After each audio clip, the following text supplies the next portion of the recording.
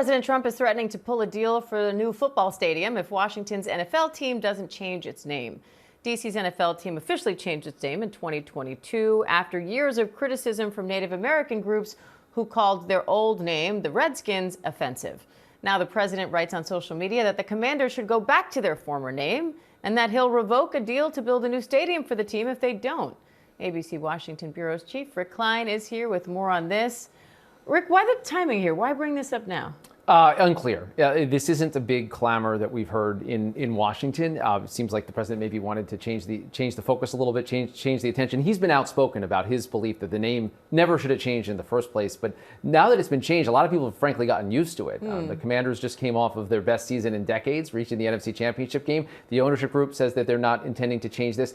And there really isn't an active issue that the president is talking about here. The deal to transfer ownership rights to the stadium site, the proposed stadium site, the old RFK Stadium, is already in place with or without the president's involvement. Of course, he can make things complicated if he wants to, but he seems to be raising this kind of out of nowhere. So what are the specifics of the stadium deal, and does he have the power to revoke it? It's unclear. This has already been signed into law. He had a ceremony at the White House a couple of months ago to reiterate his support for the D.C. Council. Now, in practice, there's a lot of things a president can do to block the District of Columbia from doing almost anything because of its status as a federal district and not a state. But as a practical matter, right now, this is a matter that the commanders need to negotiate with the D.C. City Council. It's been tied up for lots of local political reasons that have nothing to do with Donald Trump. He's inserting himself in now, and it's not clear if the president's involvement could help or hinder that process because, again, the proposed site is already now transferred over to the D.C. government. Now, the question of what they do with it is still out there. And again, the president has a lot of power here in raising the issue and potentially making things murky. He's also going after Cleveland's baseball team, saying they should go back to being the Cleveland Indians. They changed their name to the Guardians.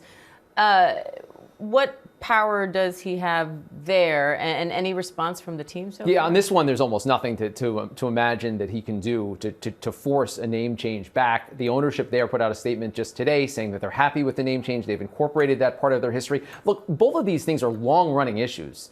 Been decades of debate in Washington and Cleveland and well beyond about the propriety of nicknames, including the Redskins name, which is widely considered to be a racial slur. And these decisions were made by private entities after a lot of negotiations and a lot of public discussions. And there's a lot of fans who are happy with it and some that aren't happy with it. But they are private matters. And in the case of the Cleveland Guardians, the ownership there says there's no reason for them to change, and just because the president is putting on a Truth Social. All right, Rick Klein, thank you. Thanks, Diane.